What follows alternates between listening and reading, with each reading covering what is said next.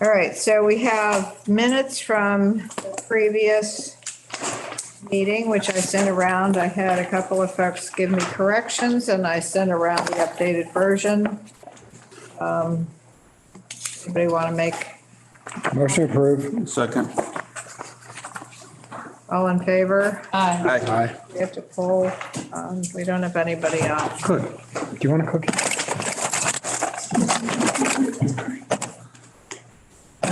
Pass those down.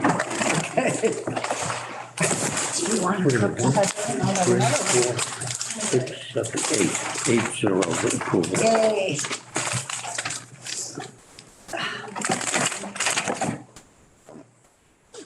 Okay, Sorry to be late. all right, so here we are again. We just approved the minutes. And we had discussions that we wanted to look at. We wanted to look at Chesterwood. There's a packet for you there, Tom, and Thank you. for Gary. One for everybody. Does anybody need one? Those are the minutes. Yeah, these are the minutes. It's minutes, it has, Thank you. some other stuff in it. It has Nicole's, or Erica's, sheet on what we voted, and it also has the, response from town council regarding affordable housing.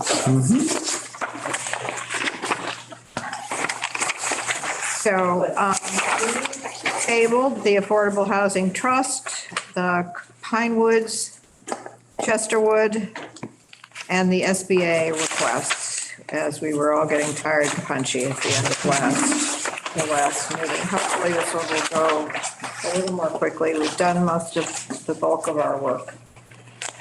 So, do we want to deal with the two smaller pieces before we get into the complicated ones? Yes. So we have the Chesterwood request and the SBA request. Do you have any comments about that? The only comment we had was that Chesterwood's actually been open to the public since 1954 because Mary Flynn, our late beloved selectwoman, was the director. So I would say that 1969 is a period of ownership through the National Trust. So more power to the Daniel Chester French Foundation that did the work in those early years. My understanding is that they have a free day for Stockbridge residents as well, which gives them public benefit. The day, because it used to be any Stockbridge resident. I don't know, anytime. maybe it is. I did not know that. And so- Chesterwood, want to speak off? Okay. Yes, it's open to, feel free to any staff or judge. Okay, so that's your public benefit, which is important for CPA. For every day that you're open. Okay. Not one day. No Okay. change. Yeah. Okay. Does anybody have an issue with a motion to approve the Chesterwood application? Linda, No. good with it? Okay. Yeah. I make a motion, we approve the Chesterwood application. do you have a second? Second. All in favor? Aye. Aye. We don't have anybody on, so we don't have to poll. Okay. Okay. Yeah, good to see you. SBA is requesting funding for invasive species removal, as well as an informational kiosk and some labeling of trees and maybe shrubs, I'm not sure. Application is, they're really looking toward being more educational on the grounds of the Gould Meadows, Fuller Woods. I have some questions about the labeling. I think, Linda, you said last time it would be, I'd kind of like to, I don't know. I think I was thinking that the enhancement of the kiosk in the parking lot was more important than putting labels on the trees. Does anybody else have thoughts about that? These are not on the trees, they're. Oh, yeah, I know. They'll- Posts that would just, I think sometimes people don't know it's a birch tree or it's a black cherry or it's. Yeah. We got I think that, I don't have any problem with education. I have a couple minds, and the one I always think that it's really good to educate people about things that they don't know, and this would be an opportunity to do that. By the same token, I have some, I don't know if it's going to take away from experience, so that's not our issue anyway, but my personal feeling. I expressed those opinions last week. Yeah. I felt that one of the things I most like about Bullet Woods is seeing those trees in their natural setting. And to But if me, you didn't know what have they them were. labeled is just not necessary. If I can look up what the tree is about, it's part of exploring, and just to have a little label that to me just feels like it's But what about if you had that in the parking lot? that would be, I think that's a good compromise. Like a map Yeah. kind of thing? But I also think that, not all these wonderful heritage trees should necessarily have a path going right up to them. They're not funding new paths though. Pardon? They're not funding new paths. Okay.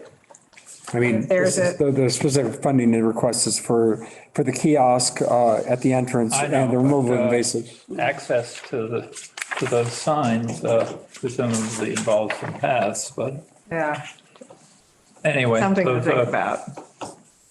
Sally, Yes. since I was in a terrible rush and didn't bring the budget, and I apologize, do they break down the cost? You have one here. Oh, this one page. You want to look at it?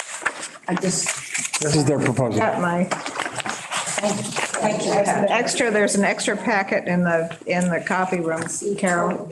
I'm sorry, what? There's an extra packet of all of the applications in the copy room if you want to. Michael's going to grab it for you. Yeah, it's right next to the conservation book. Here it is. Okay, so the kiosk. New flavor. New flavor this year.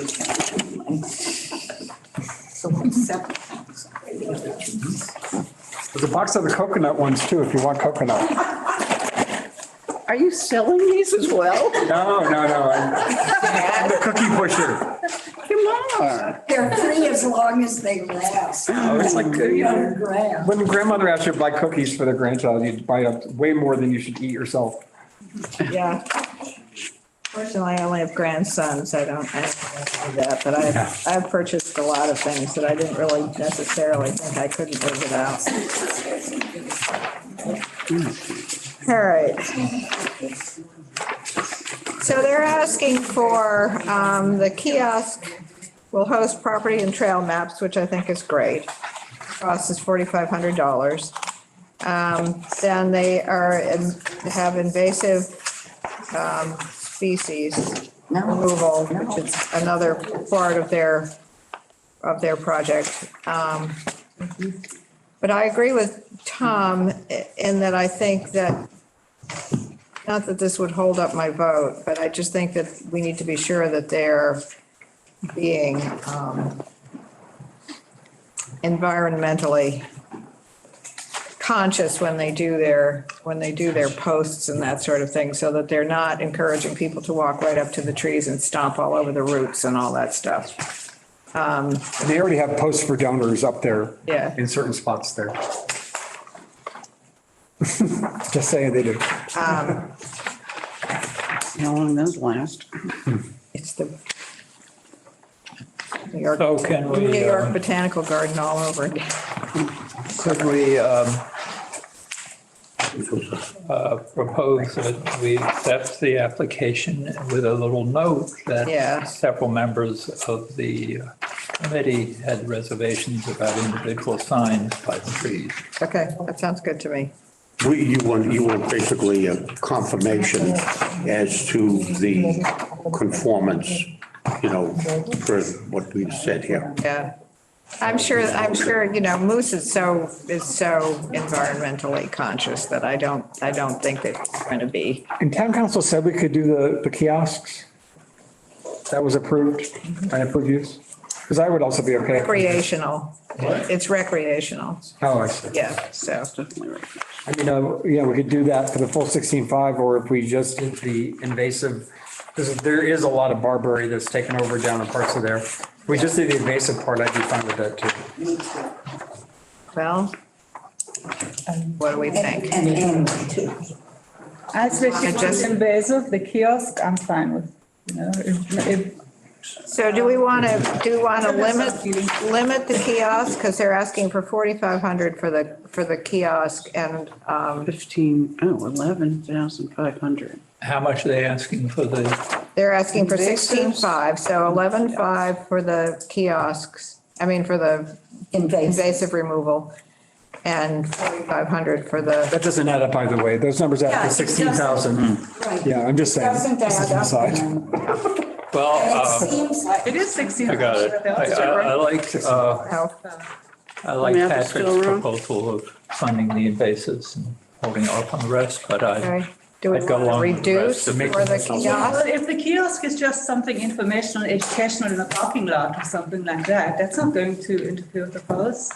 It's already there. So do we want to reduce the amount that we allow for just the kiosk?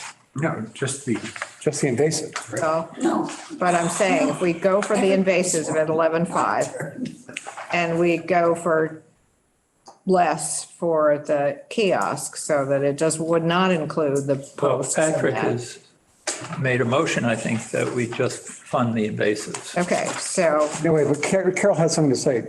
I hadn't actually made the motion yet. I Okay. suggested the motion. okay, Suggested. just one last thing. Is the invasives, are the tree identifications included with the kiosk or with the invasives? invasive is separate.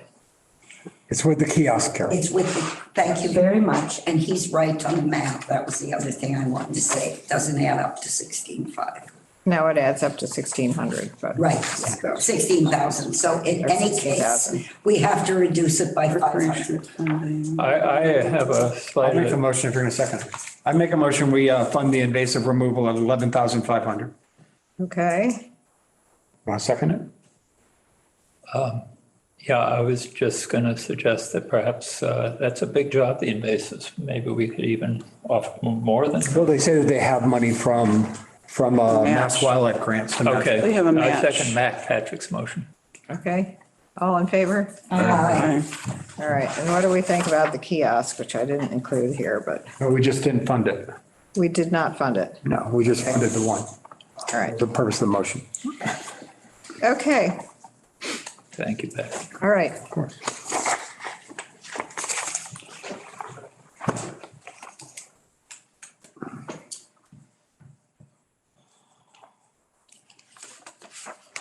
So we have then,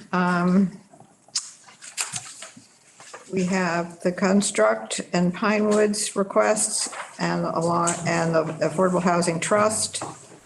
And we still need, I think, some discussion on the purchase of the Fen Farm, which we said we were recommending up to 300,000, but it, to some degree, is going to depend on what the final purchase agreement, And also who the applicant is. that too. The applicant may be the town of Stockbridge. We won't have that resolved till later this week. So, yes, we don't know the final, So do we need to table that? We should table it and plan to meet again before town meeting because we won't have, it's not really something I can talk about today and Okay. it's up in the air. But we could leave it like it is and just revote it later. I don't want to withdraw support for it. I just. right, okay. Well, then we'll leave it at the up to 300,000 for the purchase of the Fen Farm. And then, Okay. and then if we need to have another meeting, we'll have to call one. Just by the way, I did do a little bit of inquiry about it. It seems that Fisheries and Wildlife could also co-own the restriction. And that might be one way. Pardon? That's allowable under CPA? Apparently it is, yeah. Okay. So that's sort of one variable that we could consider. And do they allow a conservation restriction? It would, they would own. They would own They would co-own it with the town of with the Stockbridge. town? Okay. And that would, first, they would have to buy it, and then the understanding would be it can happen the same day, then they can turn around and then acquire the conservation restriction that the town of Stockbridge could contribute, and we would co-own it with the state. Okay, so there are a lot of options. Limitations, and we're trying to, There are a lot of, Yeah, but this is yeah. just And The FYI. other one, Patrick, can you explain what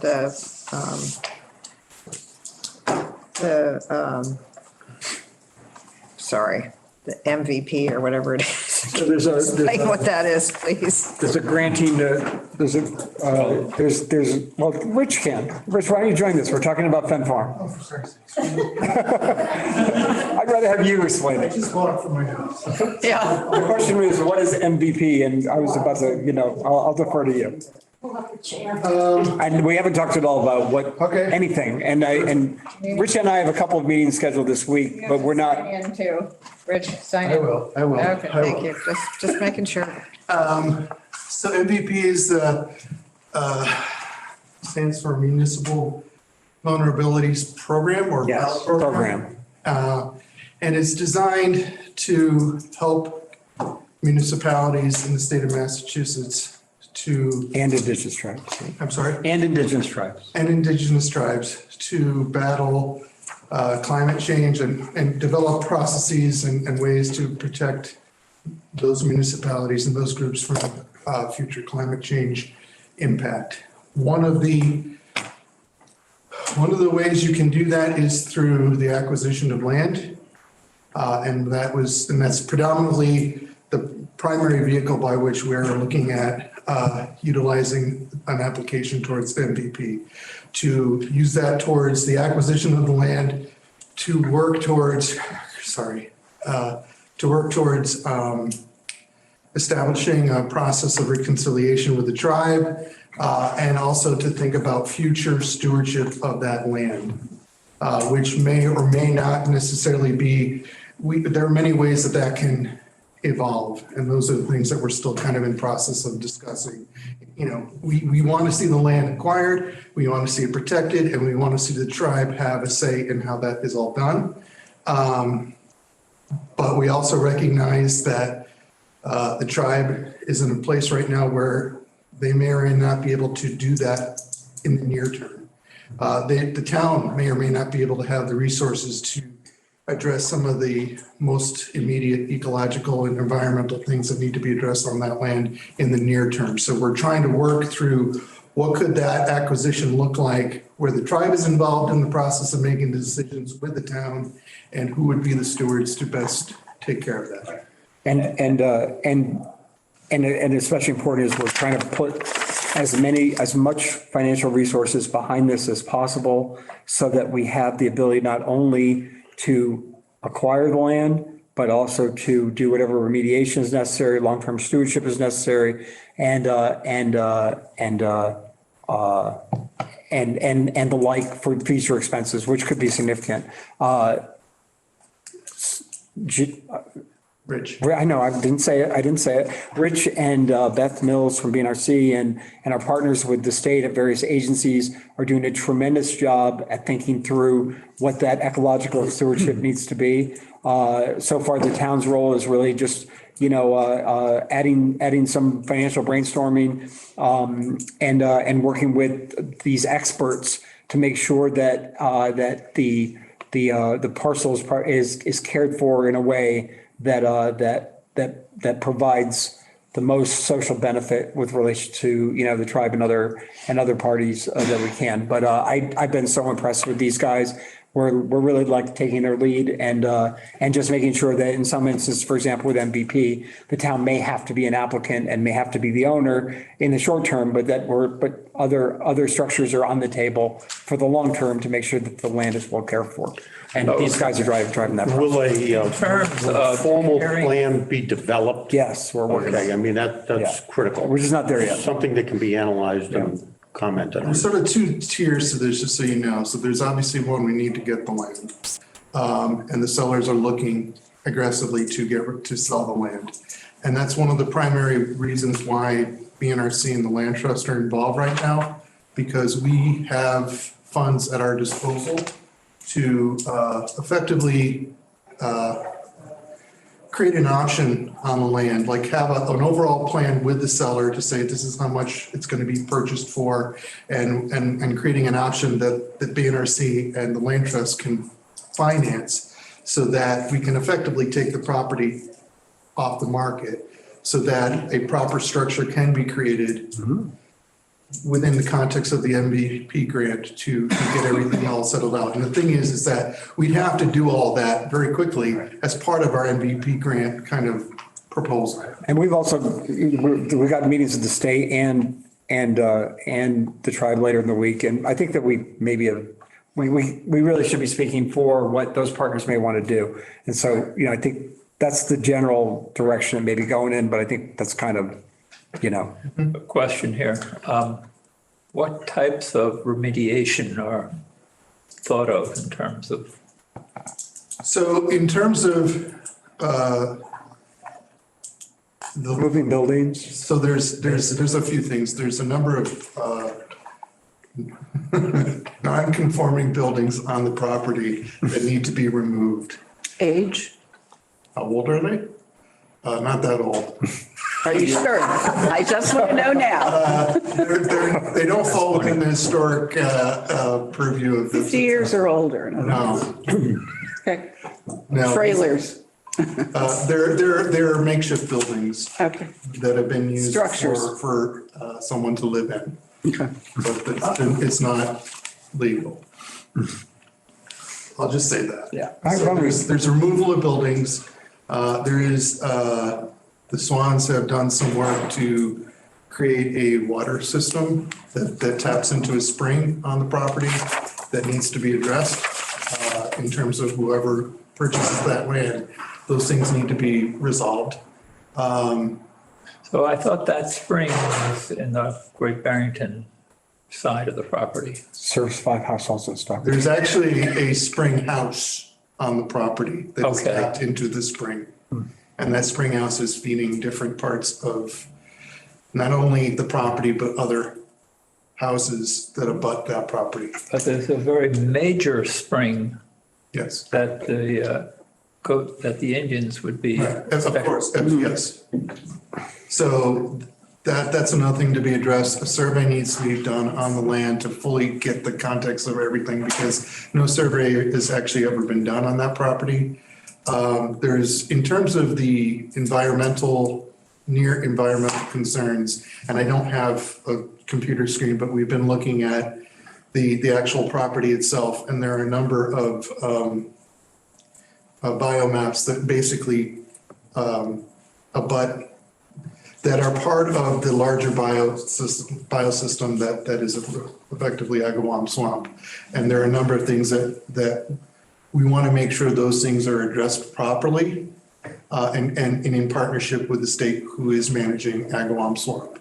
So are there endangered species? Endangered species, endangered. Migration. There's a bird, 9 different marsh birds that exist in that area that don't necessarily exist in any other parts of the state. So we need to make sure those are taken care of. There's other plants and flora that also are pretty important to that area in terms of the longevity of the And also wildlife migration, it's like right in the direct path of, it's another biomap on a whole bunch of species that go, north, south, east and west, most of the north, south. And that's why I think it's, having a significant conservation aspect of this is really absolutely essential because it's not, it's really, And Interesting. the conversations that we've had with the tribe, they have expressed their interest in seeing this happen too. But we want to make sure that their voice is heard as part of this process. What survey is needed again? A survey of the property. Oh, a property survey. Yes. The land. Yeah, I mean, if you were to look at what's in the assessor's office Okay. versus what's in the deeds records. Yeah, that's important. There's a number of discrepancies. So we need to get that cleared up. Okay. So is everybody comfortable with where we're at right now? We have our vote to allocate up to $300,000 for the acquisition of this property, should it be needed. And we will meet again once we have the final plan. Yes. Yeah, The only thing I'm not completely comfortable with is in the event that for whatever reason, the appraisal or conservation restriction or whatever, that town money wasn't needed for the eventual acquisition, I'm not sure we should put it in the open space bucket, which limits us forever, but that's is obviously. that part of the motion? That was part of what we voted on. That's what, we already voted on that, but And I think that, you know, there are going to be properties that are going to come up, possibly. It's crazy to limit ourselves like that.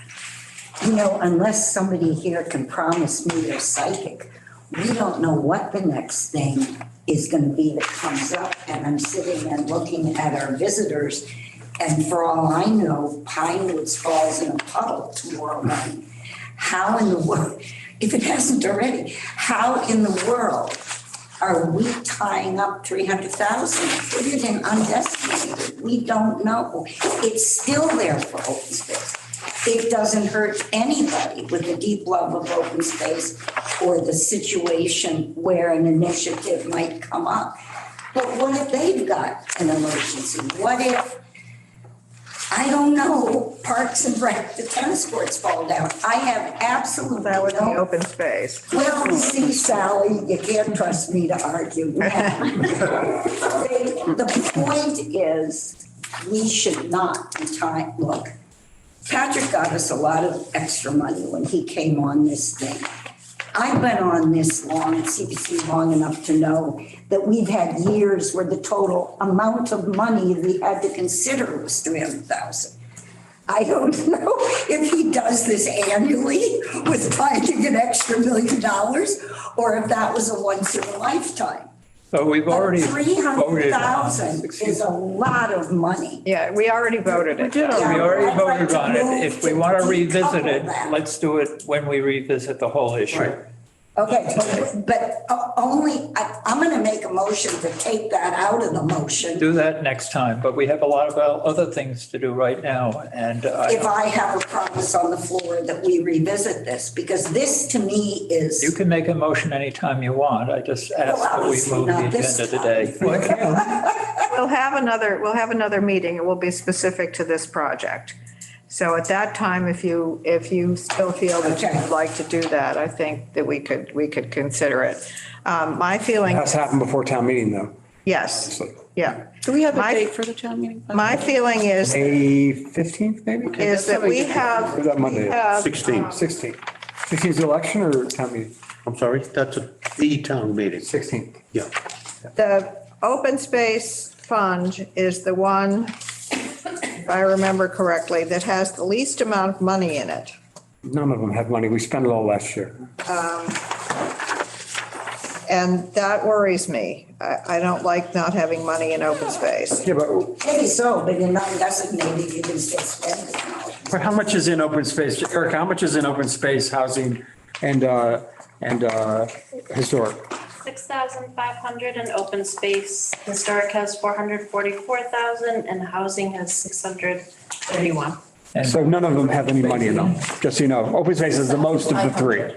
6,500. Okay, so even if so I think those numbers speak for themselves. Well, we don't have any money in housing and historic, or we're not putting in 200,000 there. I mean, No, but we already have. no, none of them have any. She just read what's in there, didn't you? Yeah, none of them have. $631 in one and a few hundred in the other, and open space at 6,000. I'm sorry, 4,440 and 631? No, only 444 in If historic. you review them Hold again, on just a second, I've got copies. Right, point being, we don't have anything in any of them. Right. Why tie ourselves up? I don't like to be tied up. Okay, well, we'll talk about that when the time comes. Thank you so much. Yeah. Right, good. so that's why, yeah, but nobody asked me money. So all of our money is in reserve at the moment. Yeah. Good, then we're really free. All right. Anything else on that? So with the 31,000 we spent, we have designated almost exactly 700,000 of our 903,000 potentially that we could spend if we spend every nickel. I'm not saying we should, I'm just giving you an update. Is that square with you, Erica? Yep. Okay, Good. thank you, Rich. I guess they go on. It's the town's pen. Okay, well, the town needs to get another pen. You're gonna steal it? No, because I had to borrow one to finish. Oh, what happened to the town? Oh, it's not working? BP? I saw you called. No, I'm good. Okay. Thank you. Michael, we have defective pens. See you later. Thank you. Thanks, Rich. All right, so then last but not least is of the Affordable Housing Trust and the Pine Woods Construct issue. The more I hear about this, the state of Construct, the more it makes me really unhappy.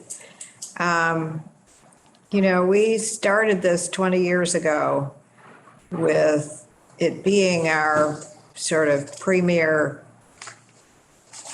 opening act as the CPA, with the understanding that this was going to benefit the town greatly. But it seems to me, without, being too critical, that there's not been very good stewardship on this property. And things have been allowed to deteriorate to the point of where it's really serious. I mean, I understand that the driveway was a problem to begin with. The fact that the boilers are all failing and that there's rot and there's mold and there's other stuff worries me beyond, personally, at this point, I'm not sure that I feel like giving money to people who can't take care of it. But that's just me. I have a question. Yes. We gave them money, if I recall, twice for the driveway. Yes. Is the driveway done? No. No. Well, this doesn't bode well. I just don't think they've taken care of the property, and I think that's really awful. To be fair, in the driveway is very wet, and you can only put down tar and pave in certain conditions. And it wasn't like, Wayne, I think Wayne was doing that work, and I talked to him about it. And there was a really narrow window over 2 seasons, because two summers ago it was really wet. And just the conditions didn't support it. We elected to build that in a relatively wet location. And it's not for lack of trying. The contract's been awarded. It's just, you're not going to put it down in a way where, it's going to wash out because the underlying, ground is mud. So on that one, I don't think we should be giving them any too much grief. How was the tree removal paid for? What? The trees that came down? All the pine trees? Related to the driveway? Well, Or just in I general? thought, it was in general, but I thought it had to do with the driveway. No, I think it was just, there's some they can. They were very, very compromised trees. Yeah. There's no reason to think. I don't believe that- we can fund Yeah. tree removal, those CPC. So it must have been through something else. I think there's been discussions at the thing. Jay? Well, it seems to me, and I share your concerns, Sally, that we really need to develop a quantified, unbiased assessment of what has to be done. Now, one of the problems that we have with CPC money is we can't to the best of my knowledge, according to legal counsel, engage an independent consultant funded by CPC money unless that money is in the administrative section. Or is going toward new housing, which it wouldn't be here. Right. So basically, the thought here is that why wouldn't we want to get an independent consultant? Let's fund for that, and let's get a total assessment of the Pine Woods property to determine what has to be done independently. Who is the "we" there?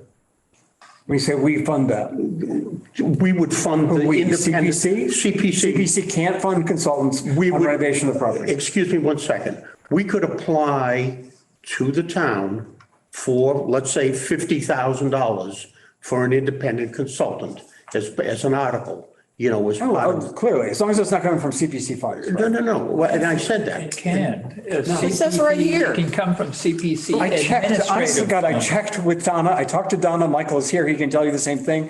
We cannot fund consultants unless it is for the purpose of developing new housing units. Excuse me, Patrick. Council says the provision that we can do that is through our administrative funds. That's what they said. $10,000 a Here it is. year, right? What? No. No, we can appropriate more. 4,000. We can appropriate 50,000 for 99. administrative funds. Right out of the doorway. And if some other arm gives up the administrative funds, we might get up to 10,000. No, we can allocate more than 10,000 for administrative funds. What's left in the administrative fund? The last sentence here in italics, that sort of sounds like we can do it, doesn't it? Yes. Yes. Absolutely. And I did do a little research on this also. Okay. And by the way, the finding from DOR was very controversial. And the Community Preservation Association vehemently thinks they were wrong, and they're appealing it, and they're trying to rewrite it. But council is absolutely correct. That's how the determination that DOR, and apparently is all of an argument over one comma in the language. Right. And they're trying to correct that, but for now, she's absolutely correct. But we can allocate An amount. an amount. Right. And I really, I think, it's a fiduciary responsibility of this committee, to ensure the well-being of the taxpayers' money, where it goes, what it goes for. I have no problem with an assessment. Let's find out what an independent organization feels relative to this property, not what Construct feels and not what we feel, because we don't own it. It is private property though, and we can't force Construct to do an assessment. And there may be some resistance because the assessment might reveal required upgrades that they cannot. So then we should just give Construct. I'm not saying we should give Construct anything. I'm just No. saying that we may not be able to. This is a step-by-step Yeah. project, Patrick. And the first thing we need to say is that, look, we want to support Pine Woods. There's no question. I mean, we're bound to support that organization. But first, we don't know the extent of the support, okay? We have hearsay. We've got a 5-7-year-old study that was done, whatever the age of that study. And our first step is, hey, let's say we want to put monies aside for an independent assessment, say $50,000. Let's tell Construct this is what we want to do first, so that we can then develop a step-by-step plan. And to that plan, the cost estimates to repair it and the timeframes. Right. So if you're going to do that though, my strong recommendation, because if you designate that money to Construct, there's no oversight. It just goes to Construct and they order the study. My suggestion would be that you allow the Affordable Housing Trust Fund to do its job and to oversee how that study is rolled out.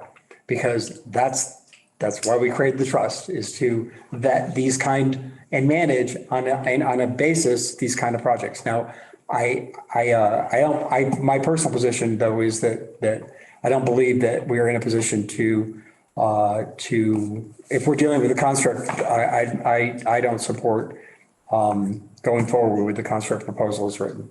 So I think if we're moving on to, I mean, is that the feeling here? Is that, because we have two different proposals in front of us, Right. construct and the Affordable Housing Trust Fund. And I think we need a lot more information. Yes. Well, I think Construct. Donna's final sentence is, the needs assessment is fundable under the CPC's administrative and operating budget if it will assist the CPC in performing its statutory duties. Right. So I think our statutory duties are very clear in this regard, that we should not be throwing good money after bad. Right. Right. And frankly, if Construct is not interested in stepping up to the plate and giving us the assessment of what their needs are and very specific needs, then maybe they don't get our money. Is anyone You from know. Construct? Well, yeah, we'll Here? get that. Well, step one, step two We're on the cannot board. happen if step one has not happened. Right, that's what I Construct feel. has to say, okay, They this have, is I private believe that they have to property. agree that we really need facts and. Dallas has a. Mike, Can you come up though and speak so that the recording can hear you? I was just gonna say, since you're planning on having another meeting about the other subject, in the short term, what I will do is I will request from a couple companies what an assessment, it's called a code compliance review. Fine. And an engineering assessment An engineering and code. cost, because right now you're also talking in hypotheticals. Exactly. I don't think any of us know what those two plans would cost, which are the plans, unless you, We do. oh, good. Then if you guys know the costs. The trust has spent a great deal of time on this problem, and we've done a lot of research, and we do know, that's in our proposal, it's about $50,000. That's not just a made-up number, that's broken up between the structural, the code, and the investigation of the appliances. So we have identified people that can do this, but the problem is neither you nor us have the authority to go into private property. So the only way we could do this is in collaboration with Construct. Correct. And we started down that road with them very deliberately. The purpose of our group that we've taken on is to try to renovate and try to restore and develop a plan. And you're right, Jay, the very first thing you need to do is collect this information. And the important, from a pragmatic business standpoint, I'm Construct. I don't want to spend my money repairing this site. I want the town to support it. That's their mentality. So basically, I believe we're in the driver's seat here. Let's find out what's out there, what's involved, what the time frame is, what the projects are, and go from there. We have done that first step, Jay. The question is, and we have started down the road to collaborate with Construct, which is our first and foremost, all of us, I think, understand that really we want to collaborate and be good partners together. But for reasons that have not revealed themselves yet, Construct has not been willing to work with the town. Michael, let me ask you a question. I certainly understand the logic. Excuse me, behind Renee, saying- Construct has not been Tom, willing to I'm what? speaking. I want to hear. Tom Stokes, I'm speaking. Yes, I want to hear what Randy said. I I'm didn't, speaking. but she was speaking before you, Carol, don't you? Michael, Please, what did Construct say? Mike, Tom, I'm sorry if you didn't hear me, but I was mid-sentence. I heard you. I didn't hear Randy. They're willing to pay to work with the town. All right. Everybody can speak. We're in no hurry. go ahead. Michael, Carol. I understand the logic behind their having to approve an engineering report or anything specific to their private property. But why would they have full range in responding to whether or not there was a code compliance report, that seems to me we would have some control. No, when a code compliance report is done by an engineering firm, what it does is anything that the when somebody brings in a code of compliance review, whatever's been identified as not meeting code gets reported to the town. But it's still an assessment that's done by the property owner, not by Right, the so town. we don't have any. We don't I don't have authority. Yeah. I will say, Right, clear. any concerns about how this operates is we can set up a grant assurance letter that dictates how Construct would have to work with the town, Correct. say through the Affordable Housing Trust, if they were to take the 50,000. If they refuse to sign a grant Right. assurance letter to those conditions, then the money goes back the following year, we can you guys could reappropriate for something else. So I think that this is a perfect example where we do need a grant assurance letter that would spell out exactly what the requirements are of Construct in order to get the $50,000 to do this study. But Rainey said they don't even want it, right? Well, It's really all- Rainey, who wrote this proposal? I did, You did. yes, I did. So Construct has not themselves applied for this. Yeah. No, they have not. Good. And, you know, reading the language in here about, you know, the benefits of pine woods, which obviously we all want, it's important to the town for any number of reasons, not the least of which is that we need affordable housing and we need, but, and it's required by law to have a percentage of the houses be affordable. But, you know, like I said, they've not been good stewards of their property and their responsibility for this, and I find that very troubling. Sally, isn't it right that if they didn't write that, we can't consider it? It's off the table. Yeah, there would be some question about that, actually. If this was written by the Affordable Housing Trust, That's correct. Then, but you don't know, we don't own the property, yeah, then I'm not sure we can even consider that's it. right. We can't. All right, Michael. I'm sorry? Ask Michael. He's got his hand up. Well, I was politely waiting until I was Yes. recognized by the chair. Yes, I think that Donna's last sentence goes directly to why the Affordable Housing Trust can ask for this, is that it allows them to properly do the assessment in order to come up with what would happen next. Without it, we don't know how to proceed in the construct. So I Okay, do so- think that on their behalf, they could do it because it's for Well- our educational purposes. okay, so this assessment would have to be approved by Construct because they own the property. They would have to allow us, Right. allow the consultant to come onto the property. Right. Into the units to be able to make the assessments. Yes, that's- so, I mean, Oh, I so any, For some time. whenever we do something with conservation, it's just my world, we must have a letter from the property owner, no matter who's proposing what's going to happen. Apparently, we do not have that in this case.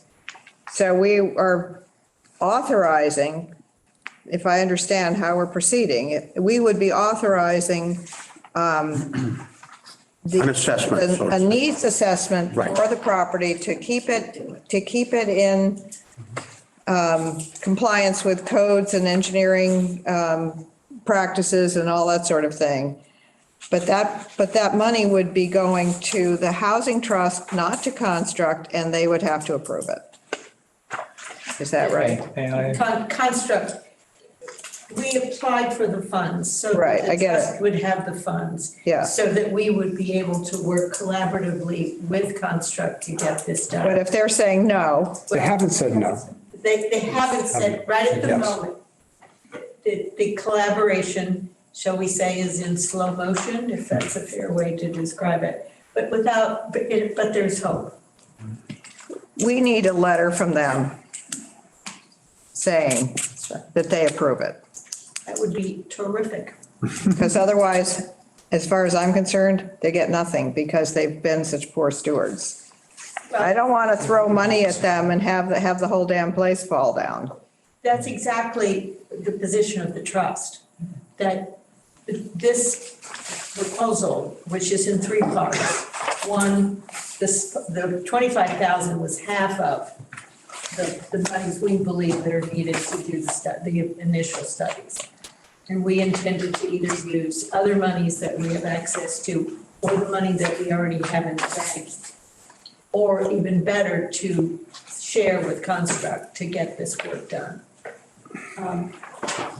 It's a very big tool to go to Construct to say that we have been given money on the condition that they participate from you. So this would be a very specific grant for a specific purpose, and if it isn't used, it would come back to you. Right. So I would ask that if you are inclined to support this effort with the condition that Construct participate and also participate financially, which we think is the right thing to do, that would be a condition of your grant. The other thing to bear in mind is that the 225 we already have, because it was not administrative funds, cannot be used to fund this study. So, we fund the study for 50 out of administrative funds. And if Construct doesn't let us on the property, we're not spending the money. So there's no downside to approving those administrative funds because we can only spend them if Construct decides to partner with us. We can't spend them otherwise. So just Other funds that might be available, I mean, we could ask for other money, from other sources. buy lottery tickets. But it would be important to have, please. if I might, I think it's very important to show the commitment, which I think you all have, to both to affordable housing and specifically to Pinewood on the condition that Construct is a part of it. So Rennie, you've had quite a few conversations with Construct about this idea of doing the assessment or the. No, not because we've had quite a few conversations about the condition of the property and the needs of the property. Until we were able, finally, we got the basic information that what they had said to us initially, which was the genesis of the bonding, Genesis of the bonding, yes. came from them. And they presented to us that $1 million would be adequate to be able to get the Pinewoods in proper condition. So with regard specifically to the assessment that we're talking about now, your sense is they're reluctant to go along with it? Just to be clear about exactly. Yes. They came to us, we were working collaboratively to develop a budget. They came to us with a presentation of $1 million, which was the genesis of the proposal to do the bonding. And as we got into where that $1 million request came from, we learned that there had not been the further assessments, the kind of assessments that Jay is speaking to had been done. And so that's why the trust withdrew its support for the bonding and the request, and which is why we tailored that particular proposal, because we felt that we needed to get the money for the assessment.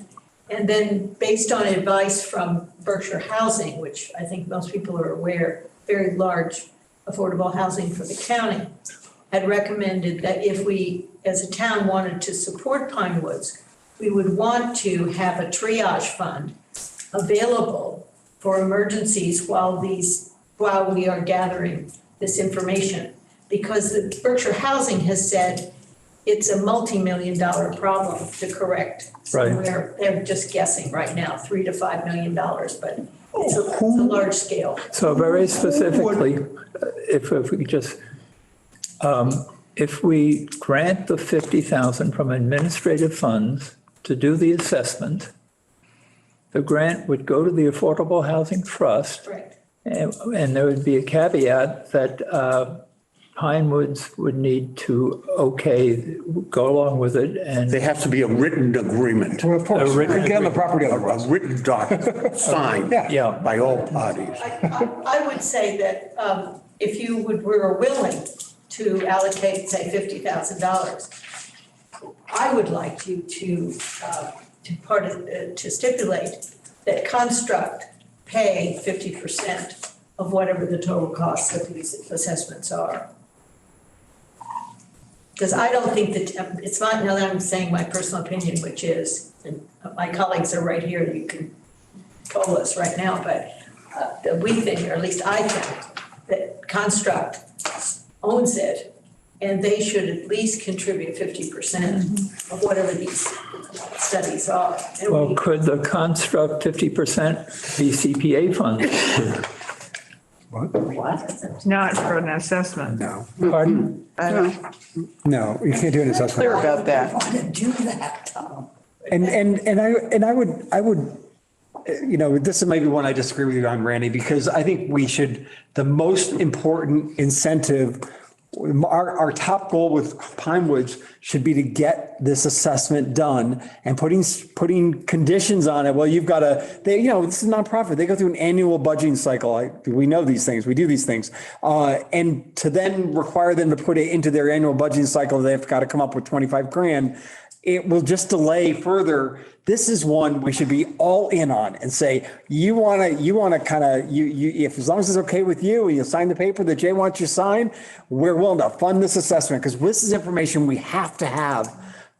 Patrick, there's a way to do this. From a negotiating standpoint, if you want them to contribute, okay, we can front the 50,000 hypothetically, subject to after their budget cycle, then their next fiscal year, they support us with 25,000, half of the contribution. Which gives them an excuse not to do it. Well, if they choose not to do it, they choose not to do the total assessment. For 10 So- years, they've chosen not to maintain this But place. why would we ask them to fund 25? If they want anything to happen going forward, they have to accept what do you call it, the survey. Well, that was a So, proposal yeah. that came forward, you know. So. Do you think that, Fund the 50, and after that, if we don't get the survey, we don't go forward.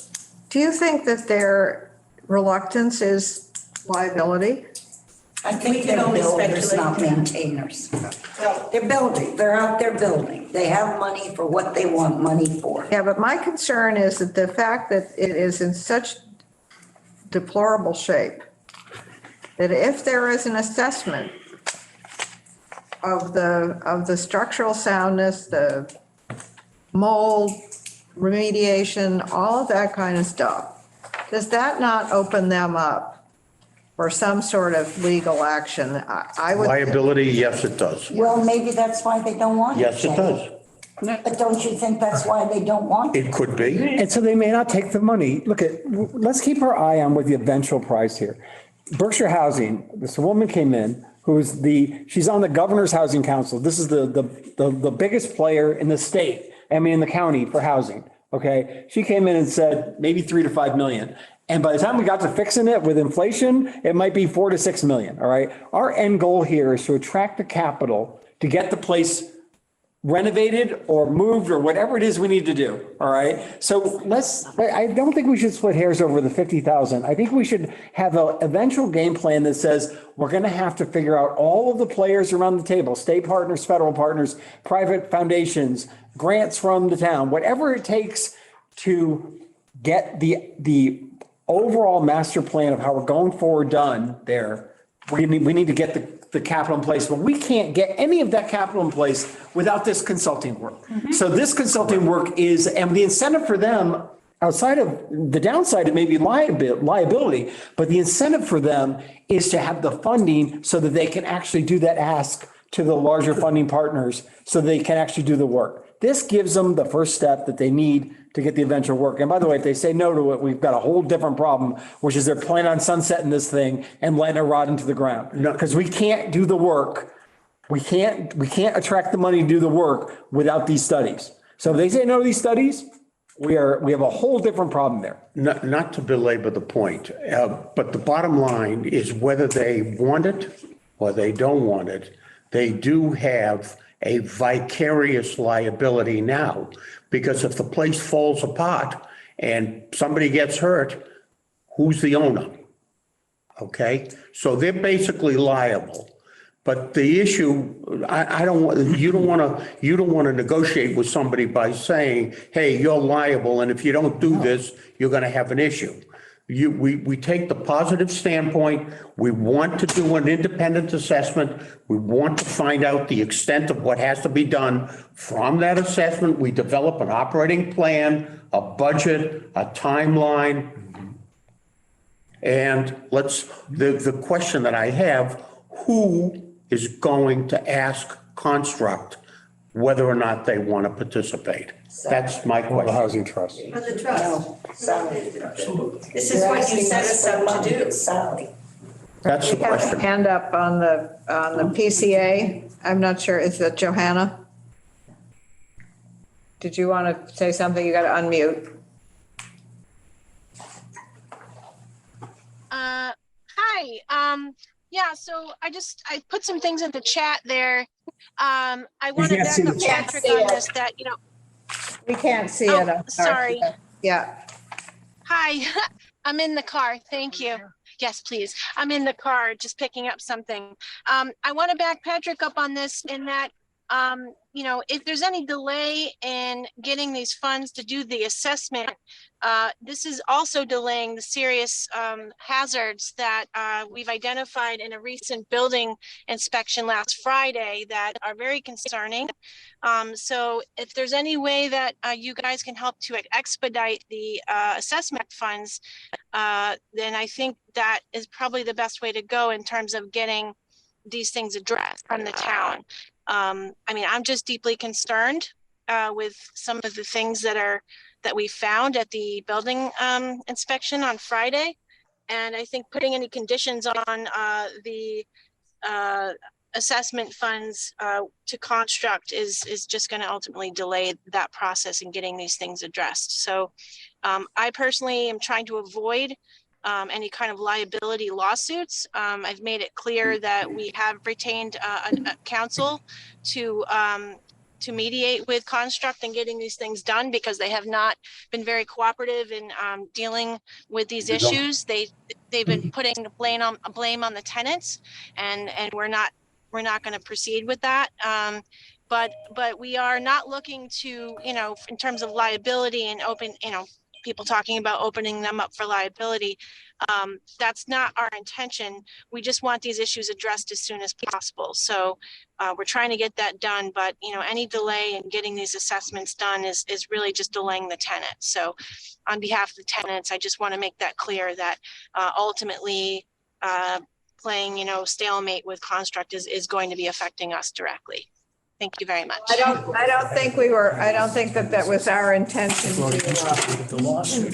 to suggest that we would be interested in having them be liable, but the question was, are they worried about being liable? The more you say that there was just an inspection, more comprehensive inspections, is there concern that they are going to be opening themselves up for that?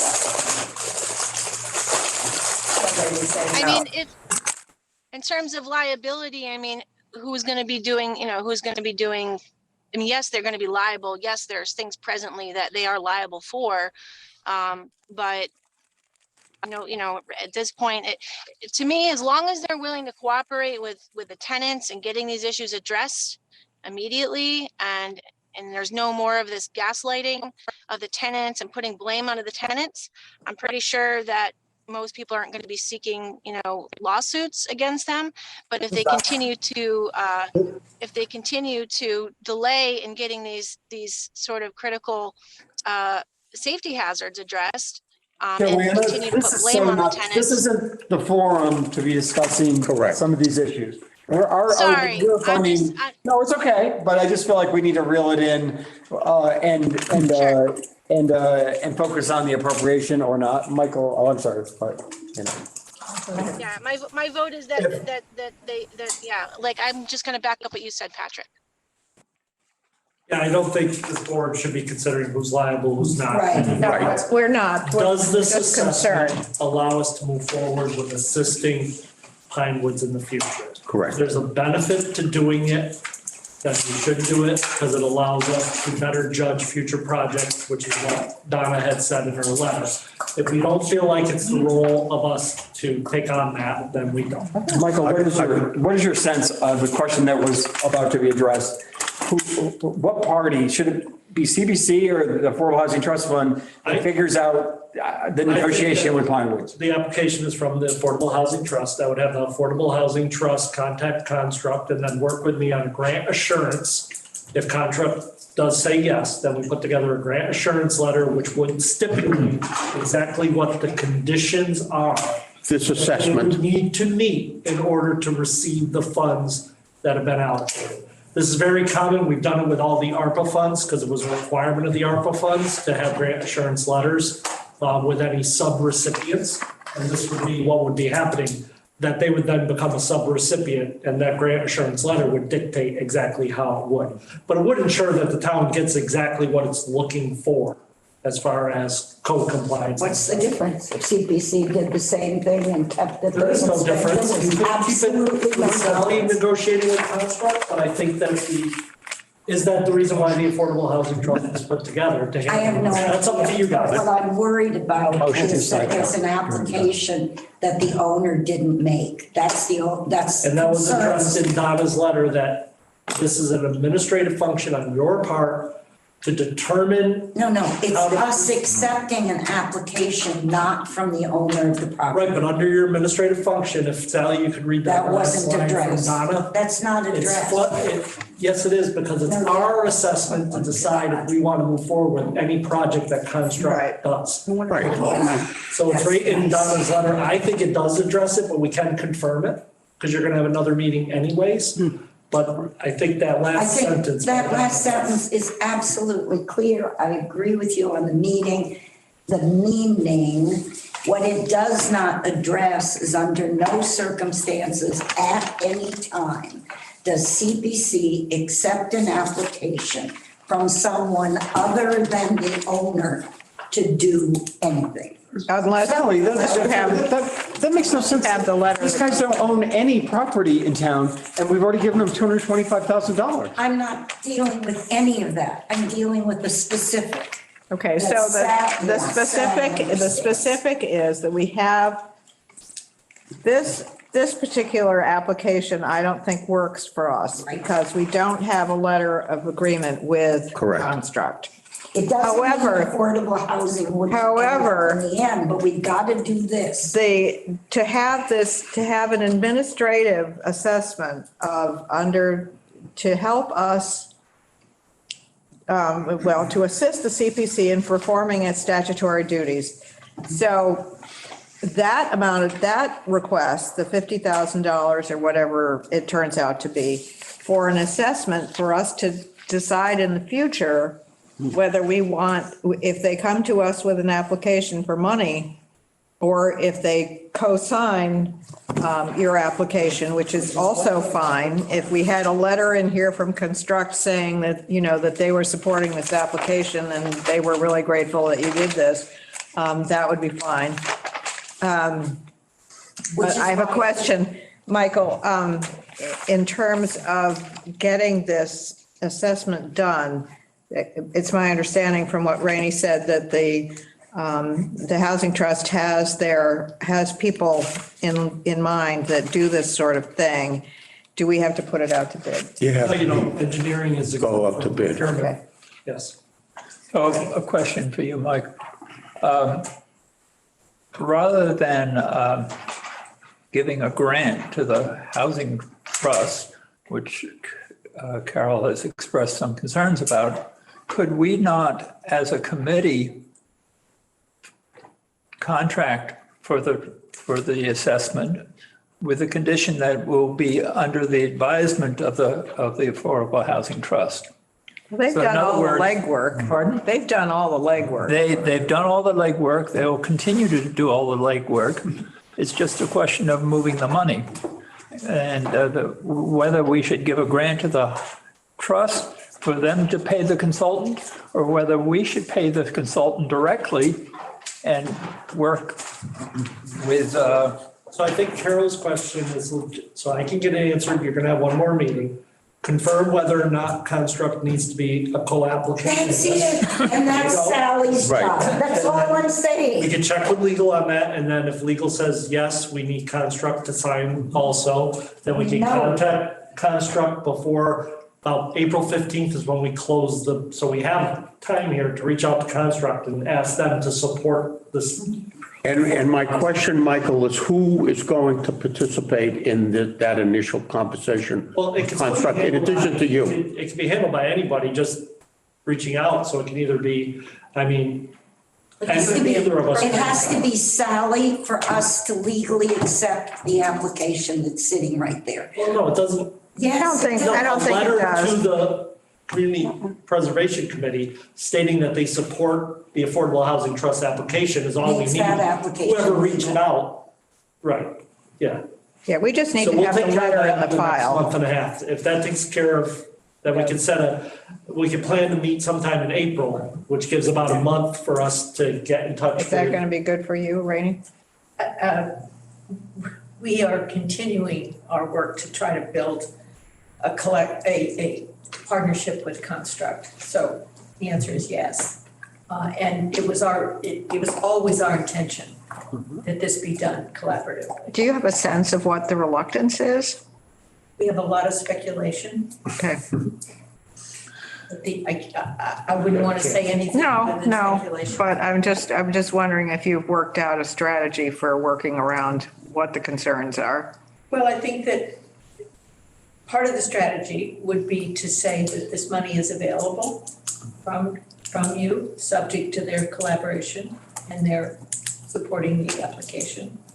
And that would be the door opening for the next. We have people that we respect and I think they respect. There's some conversations behind closed doors with members of the board of Construct to try to understand what the position is. And all the things that you can imagine that we're trying to do to make this happen. But I think there's a genuine feeling of our group that we'd like, and we were working collaboratively with them until all of a sudden. So Mike, following this scenario, we agree to allocate the money. We agree that it has to be a partnership. We agree that it has to go out for bid to various consultants. Provider, right. Pardon? The provider. Michael said it didn't need to go. $50,000 provider for the assessment goes out to bid. Michael says it doesn't need to go out to bid. That's okay. Okay, You're a little ahead of me. okay, we find a provider. Right.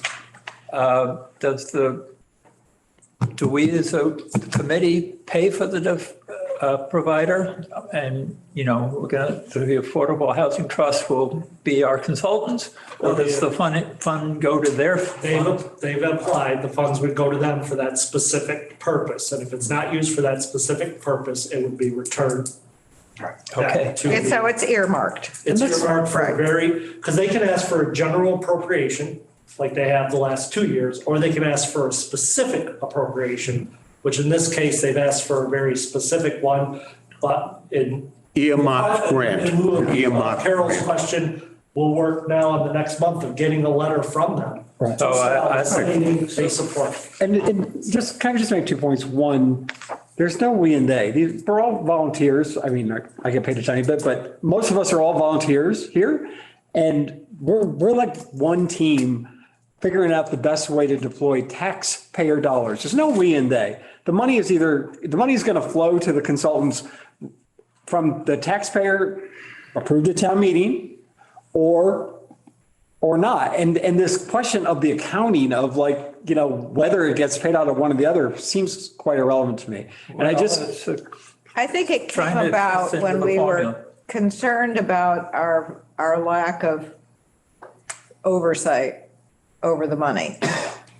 But according to what Donna says, our oversight is still absolutely in place. And it's particularly in place if we earmark this money specifically for this one project. Correct. alone. Can't be used for anything else. And our thoughts were, we have to be responsive to the taxpayers that have entrusted us with making these I couldn't agree more. recommendations. But my second point is this money is not available until July 1st. Right. And if Construct hasn't come to the table by July 1st, put the money back in the fund, because we got a whole different problem there. If it's now what, March 1, and you got 4 months, 120 days. If we're in 120 days, we can't make the case to them that we've got a plan to help you get the eventual funding and do this evaluation and make progress. If we can't make that case to them, then we're not going to spend All that. right, 50 so we grand. have a And- specific idea of how to proceed. So I'd like to move that we approve the 50,000 will be directed to the Affordable Housing Trust, and there'll be all the conditions that we've articulated here. Okay, Second. do I have a second? Yeah, no, Wait, all right, hang on. All right, so we have, Can we change that? yeah, we have to wait for a second to amend. So is there a second or does it fail? Gary I would second that. I mean, Gary seconded it. I move to amend. Okay, and your amendment is, The allocation is subject to a written agreement from Construct to cooperate in this. I think that was I understood. think that's understood. That was understood. Earmarked Well, amount of then, money. please, then spell out your. Well, I conditions. said according to things that we spelled out. That's fine. Also, receipt of a letter from the, All right, so we're going to, Except your, this is the plan. We are. We're going to recommend to town meeting the $50,000 to create this assessment that they've suggested that we obviously need in order for us to go forward and make an intelligent decision if they come back to us with a proposal for more money. Contingent on anything going to them is that they have to agree, because they're going to have assessors on their property. I mean, we can't send people onto their property unless they've agreed to do that. So the letter of agreement is essential to that. So it doesn't have to be a separate thing. And what is the amount? 50,000? 50,000, What that's was the amount originally asked for? 50,000, Right. but it was, they were talking about a bond, which we've. No. It's not Construct. We're talking about the Affordable Housing Trust Fund. Right. Yeah. Okay, So so, this is the application from the Affordable Housing Trust Fund, not the Construct application. Okay, okay, we're talking about this one. all right, so this is Okay, but this is a Affordable Housing totally Trust. different amount. All right. Okay, and not what would you do with 50,000. the Pinewood app? That's just declined No, or actually, tabled? It's tabled in essence until you find out what has to be done. So That's the purpose of the assessment. the Why can't we- Affordable Housing Trust is now asking for the $50,000 for the, It's not nasty. Says- for the assessment, and that's it for now. Yes, no? That's not, we have asked for three things, so you would be, I think you need to specify that it has to come from your administrative funds. Right. Yeah, so how do we get $50,000 out of the administrative We have to fund? vote it to go into the admin fund. Yeah, because that's, So the part of the motion is that we allocate this to the administration Right. fund. Right. is that what you wanted to add to the? And the other two parts to our application were, which we asked your consideration, were $100,000 for what we call the Band-Aid fund, emergency fund at Pinewood, should things, true emergencies happen between now and the plan is in place. And the third part was to continue to add to the basic funding that we are accumulating so that we have funds to actually do new projects. Understood, Renee. Right now, we're voting on Right. The $50,000 for the study. Okay, we didn't ask, we'd have to amend our application. We only asked for 25, so, No, they- That's what I they was can asking. modify. right, so. Part one is 25,000. Right. We're granting more than they asked for is the point I was trying to make. We have a motion on the floor Seconded. and seconded for $50,000 specific grant for a study with Construct participating, allowing us on the property and allowing us and working with us From an administrative fund. So from the administrative fund. we have to take the money and put it in the administrative fund. Is that part of this motion or will that be separate? And by the way, That's part of this. that can just stay there. Yeah. And it doesn't need more specificity before the town meeting. Correct. We can allocate it at any time. By going into the administrative fund, we control the money. Correct. That would be extremely desirable because it would be highly flexible on your part. And also given the Okay, various so contingencies for this, trying to get this job done. Okay, so we have this $50,000 that's going to go into the admin fund to be used for an assessment of the construct, Pine Woods property.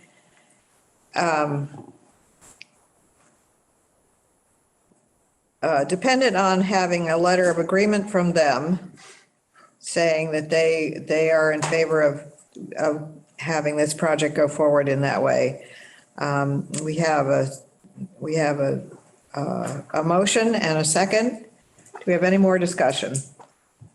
one more time, it's coming from what to go to administrative fund? It would come from the, whatever money we have to go into the administrative fund. Okay, is it one of the three pieces or is it general? No, that would be admin is No, I general. get that. It's Yeah. going into the administrative fund. Wherever we got the administrative, the 10,000 from for the budget for the CPC, Right, it's from our budget. from the overall We have budget. 203 left, and then we're taking 50 out of that. So it will come from the reserve, whatever we have in reserve. It's not gonna work. And Do you have a vote? for this? transferred to, we're not yet, it's being transferred to the admin fund. Okay? Are we good? Still a All in little confusing. favor? Any opposed? Was that seconded? I'm sorry? Was that motion seconded? Yes. Yes, I seconded it. Very second. Second. Tom made it, I seconded it.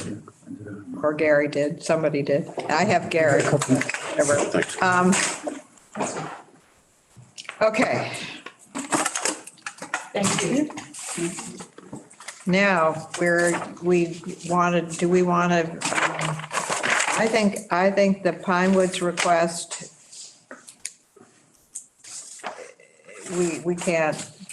we can't consider this because we don't have a letter of support from Pine Woods to construct, right?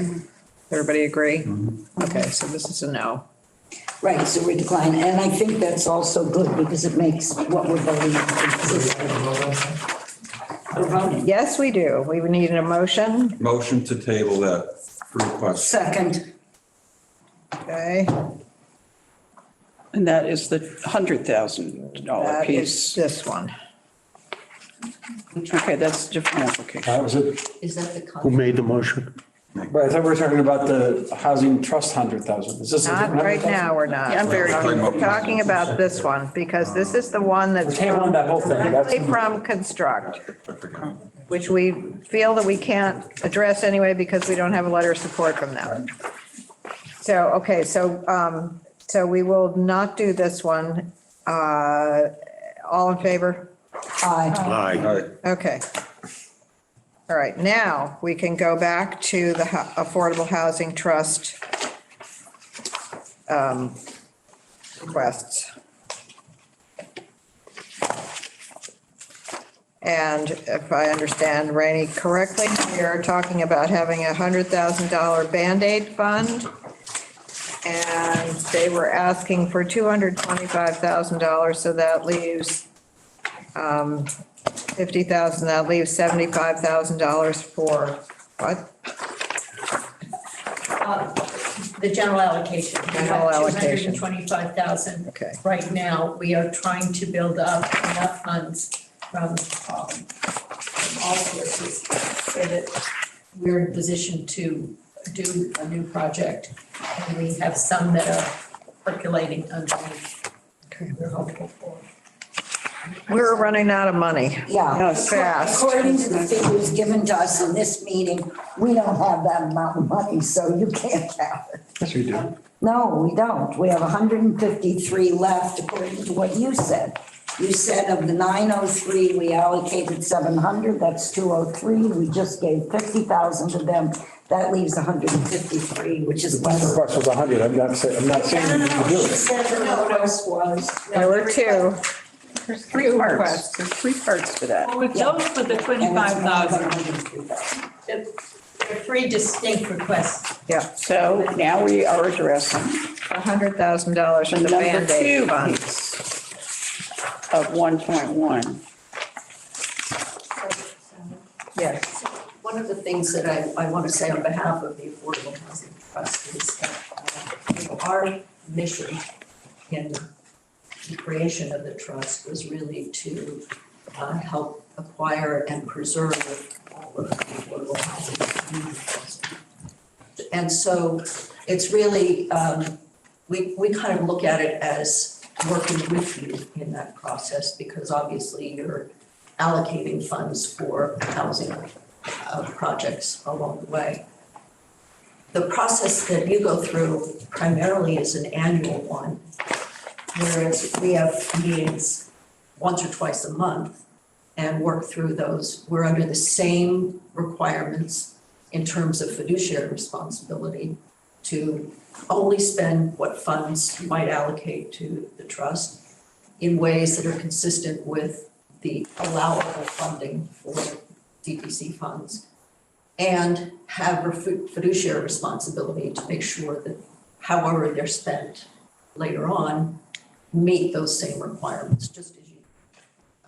Well, and I think we respect that, and I think contingent with that is really development of a focus where you folks want to go with affordable housing. You know, what's the plan? Do we take houses that are tax deficient? Do we build something new? You know, that's another step in this whole process. You know, and then to that, you've got the series of objectives. You need to move in that direction. But I think you need to come up with a plan to share with us. Well, I totally agree with that, and we will be doing that, and would really welcome working collaboratively with the group about. The select board funded that plan, just so you know. We funded 50,000 for the housing production plan, which will specifically address where we see the needs assessments and the long-term. And that plan, by the way, has a number of steps for public input, you know, because it's one of these kind of similar to what we do with MVP, where we bring the public together to discuss about this. There's no like my way or the highway here. I think that we need a collaborative process that brings both all the volunteers on these boards, but the larger town together too, to come up with and evaluate and determine what direction this goes in. And that's why we are, you know, I think that you guys are evaluating consultants right now, aren't you? Yes, we are. We have, the proposal is out and the deadline for submission of those is the 17th. That was the answer to my question, and that was ARPA funds. That was ARPA funds. And so you don't know yet when that's going to be ready for us. Sometime next year.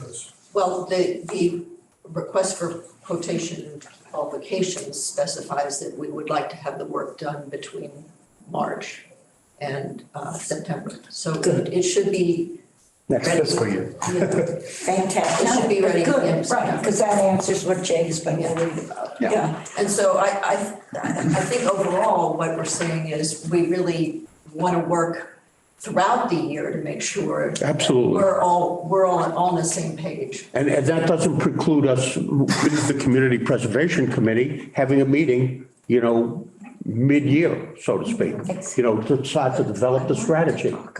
That's right. Absolutely. Yeah. But what is precluded though is that community president, if you look at it, the two parts that is still on the ask, one is the additional funding for the general affordable housing trust fund. I think it's reasonable to put off that until we get this housing production plan and have these public meetings to build consensus in the town around this. The Band-Aid fund is another thing. Yeah, the Band-Aid fund is what Eileen from Berkshire Housing said, look, emergencies may come up and there is no quick turnaround funding source for taking care of those immediate problems. The problem was that the Band-Aid fund from Construct was like $1 million, but we don't yet know if there's going to be, literally if a deck falls off or if a roof needs to be replaced, there may be some issues. The scale of need there is so big. There may be some very short-term issues that empowering the Affordable Housing Trust Fund to be able to act quicker than we are able to, because our decisions require a vote of town meeting and theirs don't, once the initial, grant is made. That may be something that this board wants to consider. And if not, we'll consider it next year. But I do think that's an important distinction. I think the point needs to be, we need to add the comment, Patrick, that the preliminary discussion for the $50,000 fund with Construct will evoke a number of different thoughts. We'll see exactly where they stand. And that can help us. Yeah, but the triage fund isn't meant for that. The triage fund is if a roof collapses next month, who can act quickly if the resources need to be brought to bear? We're not the owner of the property, okay? You have to remember that. We are not the property owner, Patrick. I understand exactly how it all works. That doesn't preclude us from taking action just because we're not the property owner. How can you do that? Oh, we can do that with their permission from Construct. That's why we need the assessment. We need an assessment. Not if Can't do it without it. Not if the roof falls in and water is draining through the apartment. Then you can do it without Construct's permission. Yeah, No. I don't think so. This is a real quandary here. Yeah, No, it would take their approval, but it would provide the money. Why would they not allow it? Yeah. I don't know why they wouldn't allow it. Can you clarify this, Michael? Yes, this one's very simple. By giving 100,000 to them for a triage fund, what you're doing is you're basically saying they will then take the application from Construct and basically they'll act in the same role as you guys are doing. But that is allowable when you create affordable housing trust. That is something the CPC is allowed to do, is give general funds, not specific, to them, which then they can allocate, but they'll go through the same process. So if a roof did collapse, Construct would submit an application to the affordable housing, but the affordable housing trust can act within 48 hours of a request. All they have to do is post a meeting. They could take that request and then they could act on it. They'd send it to the lawyers, just like you, same process, same identical process. But when you give general funds to the Affordable Housing Trust, they are basically acting as the CPC committee for those affordable housing trust monies. So it's up to you guys whether you want them to take that role. Because your role is limited because you have to go to town meeting. Right. Once town meeting gives them general funds, they no longer have to go. They're a separate trust. And once they start expending money, they will be audited just like every year. They'll be required to have their own separate audit, make sure that they've done everything the way CPC, exactly in alignment with the CPC laws and the rest. Remember, we share treasurer, so when we talk about audit, No, there's a separate requirement for an actual separate audit. Oh, I'm not saying that, but I'm just saying that administratively, it is the same team in town hall that's managing everybody's money. But it's up to you guys to decide if you're willing to give that trust to the trust And of handing the money to them for affordable housing. the trust would be under the same requirements as CPC in terms of what it can be spent for. A little premature. Application from the owner, application from the rest. So, Exactly. yep. Governance issue. Okay, we can't have side conversations about. Okay. But I'm. All right, I'm so, taking the ground. so we have, I think I would be leaning toward, because we do have limited funding and we're, we need to not go broke here. I would say that my recommendation would be to table the 100,000, but think about the Band-Aid fund, the 75 for that. Or the other way around, 75 or 100. There are money, the Affordable Trust has money, so Right, they've got 250. there is a balance Right. now. And they can apply to anyone. Right. And right this minute, I'm feeling like a very small fish among the people they can apply to. They can apply to folks that have 10 times the money. We're looking at $153,000 left over. Okay, but a couple points though. First, the the point of the Affordable Housing Trust was to build up a bit of a war chest, because these things take years to put together deals on actual affordable housing. And if we're going to shift focus as a town and use that money for triage, we can do that. But let's face it, that is going to make it much less likely that we could do something at scale in the future, like replacing pine woods if we had to. All right, that's one point. And the only other point I'll make is I think we should, before we adjourn, go through the entire list, because I made this point early in the last meeting where the ones we started with are going to be at an advantage over the ones we ended with, because there is only so much money. Even in a year where we have over double what we will have in a normal year, it's still, obviously, we're coming up on a finite, requirement. And I think we might want to review the entire list in that context. But, if people don't want it because we actually have to go to another meeting ourselves, that's fine too. Can I also just say, I just didn't observing all of this, I just also want to say too that there's so much to consider in all of this, and there's so much background, and there's so many things that you all know and that we've been researching. And I just think for all of us, because we're all working on this team for a purpose, that it's just, to try to get out of the weeds a little bit at times, to be able to all just kind of zoom out and be like, there are people living in that place that I know. are really, really struggling, and we wouldn't want to be living in that condition. And so I think just keeping in mind, and I think you all do, but I think it's easy when you get in the weeds of all this, right? To lose sight of the fact that how can we help these people in as quick of a fashion as possible, in as collaborative a way as possible, that is also smart and thoughtful of the taxpayer funds as well. So I just wanted to say that, because I think, it's important to keep that in mind. Well, that was my point, basically, Yeah, is that I think that having the emergency funds for immediate need repairs, and I know that, for instance, mold remediation is hugely expensive, and it's very intrusive. And you have to pull out walls, and you have to do all this stuff. And people can't live there while it's happening. So that's another issue. So I would like to see money go toward that Band-Aid fund for a crisis situation. I'm not sure if we can afford to put any more money into the whole Or a pot. small pond, you gotta fish in bigger streams. Mark had his hand up. Mark forever. Thanks, Mark Mills, member of the trust. I do think that your terminology about emergency fund is better than Band-Aid fund. We're talking here about an emergency that has to be dealt with very quickly. Boiler goes in the middle of the winter, leaky roof, you can imagine all kinds of things. We would be in a position to move quickly. Right. I think we're just the nature of your board and ours is that we're more fleet of foot if something happens, because we have regular meetings and we can act on that. So the emergency fund is critical when we have such a vulnerable situation over at Pine Woods with 30 families over there that are subject to who knows what going wrong. And secondly, though, I think, and again, I don't know how you've allocated the other funds that you've done so far, but the town did decide at a town meeting to create an affordable housing trust. I think even since that was done, the issue of affordable housing has become even more urgent in our town and pretty much every place in the country. And I think, in my view, the town doesn't want to retreat from that. They want to continue forward with it. And I think having us build up a fund that's available to initiate some projects and get some things going, so that while we're working on repairing Pine Woods, we can also have initiatives to develop some new housing.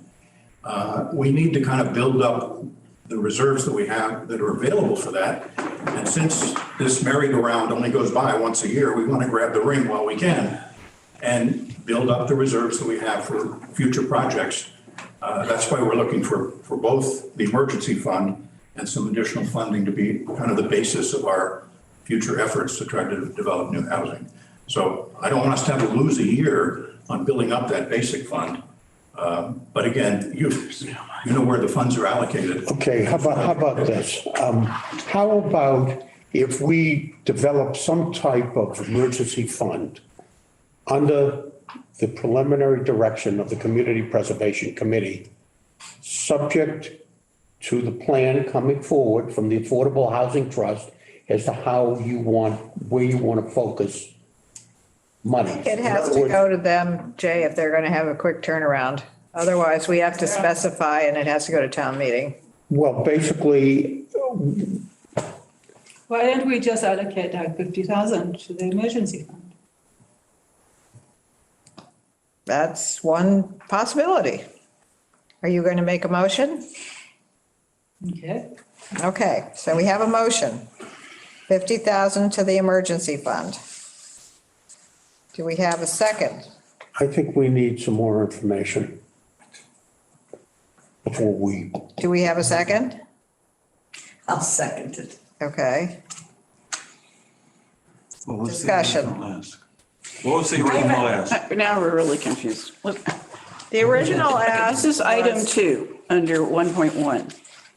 And what we're trying to do is to separate emergency from someone else's sort of choice that this should come first, something, because they don't have the plan yet. So I think calling it emergency is good. If we can't go farther to number 3, I don't know what to say. We don't have This would money be, for it, do we? this would be the total. We don't Sally, can I have ask you a them. question? Why does everybody keep saying we can only act once a year? I understand our Because it has to go to town meeting. I understand that our expenditures have to go to town meeting. Do we have any discretion with respect to the discretionary fund?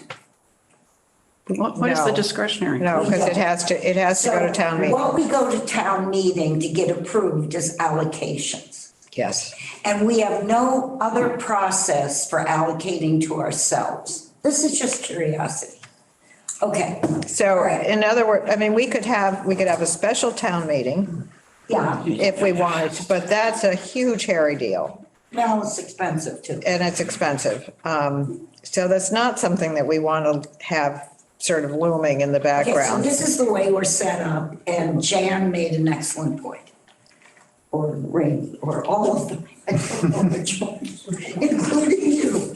All right, so right now, we have a motion that's been moved and seconded to put $50,000 in the emergency fund. And what's the rationale for the 50 rather than the 100 that's requested? Because we're sort of splitting hairs, I feel.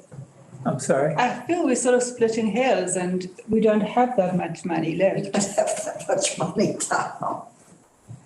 Would you agree with that, Patrick, that we don't Look, have? I think that we're at the end of the process and we were very generous to a whole lot of folks. And that's okay. Michael and I have to go to another meeting in about 10 minutes. So if we want to revisit whether we want to rejigger the allegations, I think we have to do it at third meeting. Yeah. Otherwise, I think we have to stay within the or I'll just excuse myself. You guys obviously can act without me. But I think what do we have left after all of this now? We set 150? And I think going down to zero in the community preservation, the undesignated fund is problematic for me. I also think if we leave it undesignated, we can always use it for housing Yes. purpose later on. So I think the 50 is a good start. Let's face it, a boiler costs $48,000 or something like that, or 14,000 per boiler. It's some crazy number. I think, 14K would be a little more. right. So, the point is that $50,000 is not necessarily going to go that far. Maybe a tiny bit more if we have 150 left, but I can understand if we don't want to, and we can always come back to it at this later meeting, It's not that I don't think we should go more, but I just thought we should get something in there. in case Yeah, it's good. emergency. Right, and it's a good faith thing, and we do want to be. And we have a motion on the table, and then we can actually grab some food before we have to go. Is there any point in having this quote emergency fund subject to a request by the Affordable Housing Trust to the Community Preservation Committee? Can't do it. It's not how. That's not the point of it. Yeah, it can't go that way. The point is emergency And we're not is gonna now. review What you just said is you're going to repair a boiler, and Construct doesn't want to assess the Pine Woods physical plant. So you put the emergency money into that. That's a major contradiction in terms.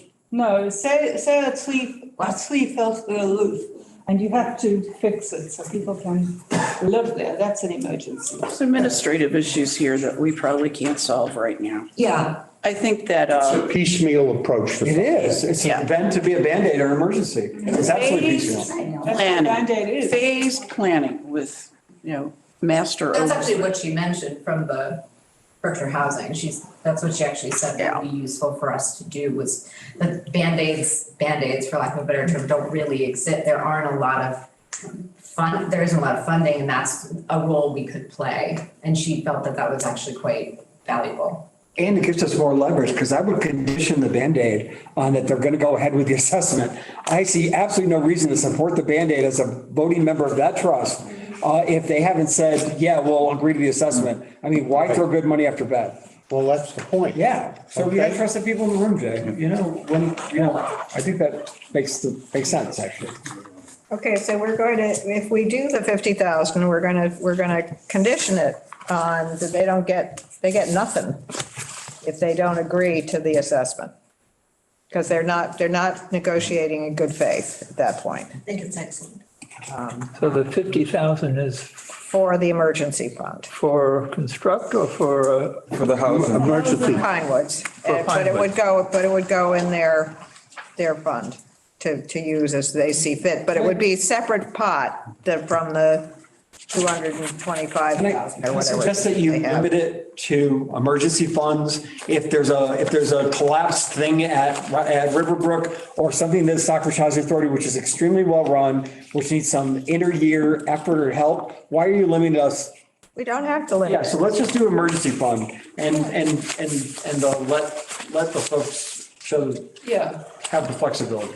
Okay, so, let me say something about that, though. It's no insult from us to anyone when we limit it or make it for a specific use or ask for a report after they spend it. That's what's required by law. It has nothing to do with you. Every penny we give out is like that. Okay? And that is a requirement, Carol. Right, and that's a requirement of ours, and it is no downgrading of you. And the one thing that's unusual for us that we're always gonna have trouble dealing with is this, we're collecting money for someday to buy something or build something or go to Puerto Rico. We've never given any. That's not the same. No. Come on, go into Puerto Rico. That is not anything that's on the table. Please stop. I take that away. I was being lighthearted. The point is, we have never done that. So that's something hard for us to understand.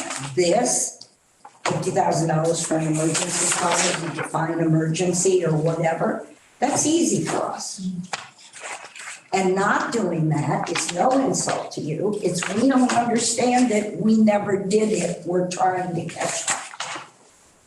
That's fair, and I do think that's really fair because this is kind of new territory for everyone in terms of the sort of urgency and crisis that the country is under in terms of the affordable housing. And so I think it's a fair thing to say that we're all kind of learning in this process of how to move forward, and that it is going to take doing things that people haven't done before in small steps to figure out, to make moves, really, to make a difference for people. So yeah, I think that's a good point. And one thing to remember is when PCC gives money to us, it puts money in a coffer, which then when we go for other grants, which are state and federal, they see that the CPC backs us and they give us more. They just see it as a more positive. And that's a much more realistic way to look at CPC. We're not going to be your major funder. Right. And Right. you can see, How we we leverage don't that. have the money. And the money that we have this year, and I guess last year, is money literally that Patrick found somewhere. Right. And I'm not gonna make any more jokes if everybody's so defensive. Well, no. But he found it. Right. And we don't usually even have this much money. And we're well aware of that. And we know that most of this money is going to come from other places, but it's contingent on CPC. so Just let's, so you know, before Patrick has to leave, Where are we have with a- this? we have a motion for $50,000 It's been made and seconded for the emergency fund. For construct. No. No, for to go into the housing trust, or the housing trust will administrate it for an emergency in affordable housing. It can be construct, it can be Heaton Court, it can be Riverbrook, it can be any one of those. They will respond appropriately to some Okay. crisis. So, can we make, can we say anything before you vote? Sure. I would just like to ask that, given that you're still settling on all of your final allocations, that if you do have any extra money after you look at everything. We'll look at would the you- Affordable Housing Trust. Would you consider this on the emergency fund? Oh, okay, Maybe that yeah, also get okay, larger. all right. You got to get your plan.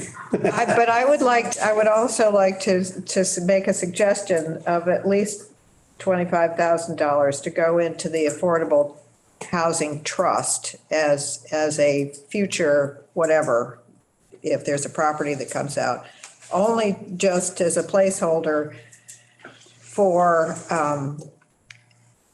as Liz said, because it looks good to people who are considering giving. So that would be an amendment to their, It's a separate, For emergency, 25 for the trust. yes. That still leaves almost You guys would accept 75 that? in the fund in Right. community preservation. Okay. But that can be separate. That was just my thinking. So we have the $50,000 for the emergency fund. Can we take a vote? Yes. aye. Aye. Aye, everybody? Aye. Any opposed? Okay. Aye. And I make a motion that $25,000 goes into the Affordable Housing Trust for their use in the event that some really amazing property comes up for sale that they want to move on. Second, All right, any discussion? Vote? aye. Any opposed? Tom? Aye. Okay, thank you. All right, so we will try and hold another meeting. Why are we holding another meeting? Oh, we're holding another meeting to talk about the farm. Yep. Do we have a date? Do we want to think about a date, or we do want to develop the date when we know more about it? Patrick? We're not ready to set it. Okay. But it'll be soon. So Patrick will get in touch with us when we have a date that they think they've got their ducks in a row. And we will set a meeting. Sounds good. Do I have a motion to adjourn? So moved.